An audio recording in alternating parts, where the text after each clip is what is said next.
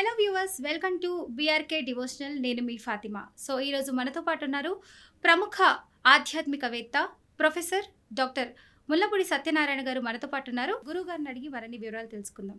నమస్తే గురువు గారు. నమస్కారం మా ఫాతిమా. గురువు గారు, గురుగ్రహం మార్పు వల్ల కర్కాటక రాశి వారికి ఏ విధంగా ఉండబోతుంది? కర్కాటక రాశి వారికి జన్మంలోను తర్వాత మనకి వ్యయంలోను ఈ గురుగ్రహ సంచారం జరుగుతుంది. దానివల్ల ఏమవుతుందంటే వ్యయంలో ఉన్నప్పుడు అంటే మిథున రాశిలోకి మనకి ఈ యొక్క గురుగ్రహం ఇమీడియట్ ఈ రోజు నుంచి మారుతుంది. మే 14, 2025 సంవత్సరం రాత్రి నుంచి. దానివల్ల మనకి ఈ యొక్క సెక్యూరిటీలు సంతకాలు పెడతారు ఫ్రెండ్షిప్ మీద, షూరిటీలు అలాంటివి పెట్టకూడదు. పెడితే గ్యారంటీగా అవతల వాళ్ళు కట్టరు. అంతే బెస్ట్ ఫ్రెండ్స్ అయినా భర్తలైనా ఎవరైనా సరే. భార్య భర్తకు పెట్టకూడదు, భర్తకు భార్య పెట్టకూడదు. అంత స్ట్రిక్ట్గా ఉండాలి. ఎందువల్లంటే కంపల్సరీ లీగల్ ప్రాబ్లమ్స్ అరైజ్ అవ్వడానికి అవకాశాలు ఉన్నాయి గురుడు 12 ఉన్నప్పుడు. అలాగే వ్యాపారాల దగ్గరికి వచ్చేసరికి కేర్లెస్గా మెడికల్ షాప్స్ రన్ చేసేటటువంటి వాళ్ళు మెన్షన్ చేయరు. అంటే ఇన్ని మందులు అమ్మినప్పుడు ప్రిస్క్రిప్షన్ ఉండాలా, లేకపోతే ఇన్నే రాయాలా, ఇలా కొన్ని రెస్ట్రిక్షన్స్ ఉంటాయి. డ్రగ్ ఇన్స్పెక్టర్ల దగ్గర ఇరుక్కుపోయినటువంటి వాళ్ళు బోల్డ్ మందిని చూశాను నేను ఈ గురుడు కర్కాటక రాశిలో. లాస్ట్ ఇయర్ అంతా కూడా మిథున రాశి వాళ్ళు అలాగే జరిగింది.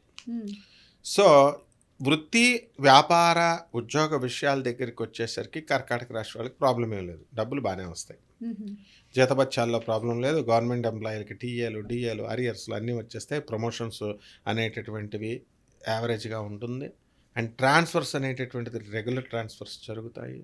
అండ్ పెన్షనర్స్ని కూడా ప్రభుత్వం గుర్తిస్తుంది. అండ్ వన్ టైం సెటిల్మెంట్ ఇచ్చేసి పెన్షనర్స్ పంపించేస్తుంది. ఈ పెన్షనర్స్కి పుత్ర వ్యామోహం ఎక్కువైపోయి, పిల్లల మీద వ్యామోహం ఎక్కువైపోయి అసలే ముసలాళ్ళు అయిపోయారు. నోరు మూసుకొని వీళ్ళకి ఇచ్చింది వీళ్ళది జాగ్రత్త ఖర్చు పెట్టుకుంటారా, అనవసరంగా చిట్ ఫండ్లు ఎక్కువ ఇస్తున్నాయని చెప్పి అలాంటి వాటిల్లో వెళ్ళకండి. స్టాండర్డ్ చిట్ ఫండ్స్కి వెళ్ళండి. అలా పాపం అన్ని ఇన్స్ట్రక్షన్స్ చెప్పి ఇస్తాం పెన్షన్ సెటిల్మెంట్ అప్పుడు.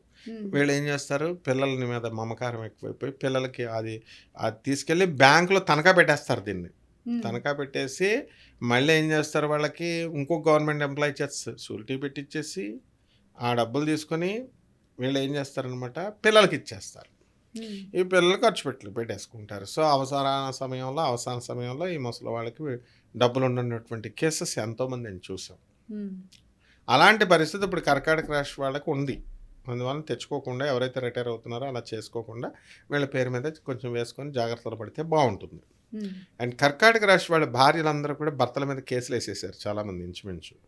సో వీళ్ళ తప్పు లేదు పాపం, భర్తల తప్పు. కళ్ళు సపోజ్ చూపు బాగుండడం లేదని భర్తకి చెప్పకుండా దాచేశారని చెప్పేసి అతను మామగారి మీద కోపంతో భార్యని మామగారు ఏదో పాపం అల్లుడికి ఇల్లు కట్టిద్దామని సైట్ ఇచ్చాను కదా, అప్పు చేస్తే లోన్ అతని పేరు మీద సాఫ్ట్వేర్ కదా, లోన్ వస్తుంది ఒక 45 లక్షలు, నాకు ఎవడిస్తాడు, ఇది కట్టేసి మా అమ్మాయికి ఎలాగో కళ్ళు చూపు తక్కువగా ఉంది, కట్టేసి ఇస్తే మొత్తం నెలకు 1 లక్ష రూపాయల ఆదాయం వస్తుంది కదా అని మంచి ఉద్దేశంతో పాపం మామగారు చేసిన వీళ్ళ కర్కాటక రాశి వాళ్ళ భర్తలు అర్థం చేసుకోకుండా వాళ్ళ మీద కోపంతో భార్యలని ఇబ్బంది పెట్టడము ఉంటే పాపం ఇంకేళ్ళు ఏం చేస్తారు, కోర్టుకు వెళ్తారు రైట్ టు కాంజుగేషన్ యాక్ట్ ప్రకారం. So this is how the కర్కాటక రాశి వాళ్ళు కోర్టుల చుట్టూ వెళ్తున్నారు.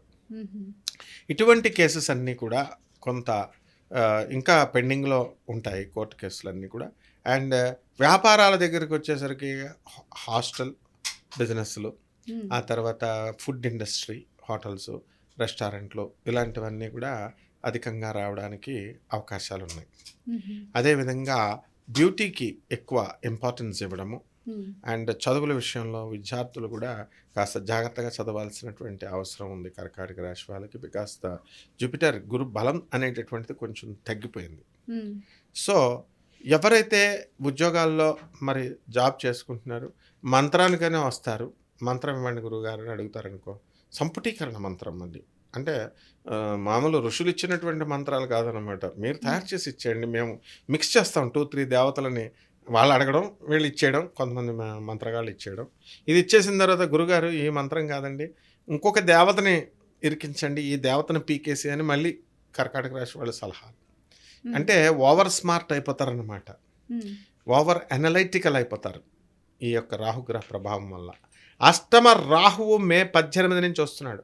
అంటే క్లియర్‌గా మనశ్శాంతిగా ఉన్నటువంటి వీళ్ళ లైఫ్‌లో వీళ్ళ అన్నెసెసరీ ప్రాబ్లమ్స్ తెచ్చుకొని ఓవర్ థింకింగ్ చేసి పిచ్చోళ్ళైపోయి ఎర్రగడ్డ హాస్పిటల్‌లో జాయిన్ అయిపోతారనమాట.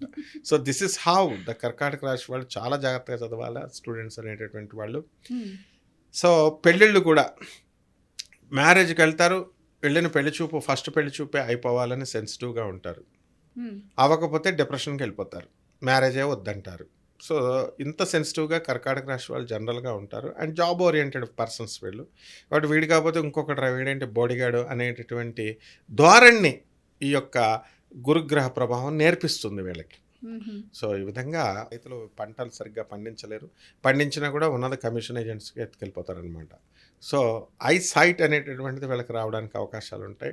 కళ్ళజోళ్ళ మీద కళ్ళజోళ్ళు ఇరగ్గొడతారు. అంటే దగ్గర పడుకున్న చోట కేర్ఫుల్గా జార్చకుండా మంచం పక్కనే పెట్టుకోవడం, దాని మీద పడిపోవడం, మళ్ళీ అది వెళ్ళి మళ్ళీ ఒక 5-6 వేలు రూపాయలు ఖర్చు పెట్టుకోవడం, సో ఇలా ఇలాగా కేర్లెస్‌గా తెలియకుండా అనవసరమైన అనవసరమైన ఖర్చులు చేసుకుంటారు. అధికంగా జరగడానికి అవకాశాలు ఉంటాయమ్మా.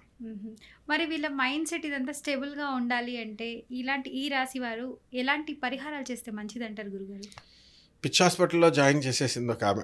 కర్కాటక రాశి వాళ్ళ హస్బెండ్‌ని. వాడు రోజు తాగేస్తున్నాడని. పాపం డాక్టర్లు ట్రీట్మెంట్ ఇస్తున్నారు. మనమే రెఫర్ చేసాం. చేసిన తర్వాత వాడు పిచ్చోడు 2 రోజులకోసారి పారిపోయి వస్తుంటే ఏం చేస్తుంది పాపం ఆ పిల్ల. సో, ఈ విధంగా మైండ్ సెట్ మారాలి అనంటే వీళ్ళకి రాహు పట్టుకున్నవాడు అంత ఈజీ కాదు. రాహు జపం చేసుకోవాలా, రాహు స్తోత్రాలు చదువుకోవాలా, రాహు కిలోంపావు మినుములను ఆవుపేట రంగు ఉన్నటువంటి వస్త్రాలనిచ్చి పేద బ్రాహ్మణులకి శనివారం నాడు ఉదయం 8 గంటలకు దానం చేసుకోవాలా. అలాగే సున్నుండలు బాగా తయారు చేయాలా. వీళ్ళ ఇంట్లో చుట్టాలకు కాదు పంచుకునేది, పేదవాళ్ళకి పంచాలి. తర్వాత రావి చెట్టు ఉంటుంది. రావి చెట్టుకి కంపల్సరీ నీళ్లు పొయ్యాలి. నీళ్లు పోయకుండా వీళ్ళందరూ కూడా ప్రదక్షిణాలు చేస్తారు. నీళ్లు పోసి చక్కగా రావి చెట్టుకి 108 ప్రదక్షిణాలు చేయాలి. ఓం రాహవే నమః అని. పువ్వులు మార్కెట్లో కొనాల. దొంగ పువ్వులు ఎవరెవరివో దారిలో కోసేసి ఆ పువ్వులు తీసుకొచ్చేసి రావి చెట్టు దగ్గర పెట్టేస్తున్నారు. ఇలాంటివి చేయకూడదు. So, they have to buy and they have to help the poor, help the needy. ఈ విధంగా ఈ రెమెడీ కనుక చేసినప్పుడు మాత్రమే వీళ్ళ జీవితాలు బాగుపడతాయి. చాలా చక్కగా చెప్పారు గురుగారు. ధన్యవాదాలు. ధన్యవాదాలమ్మా.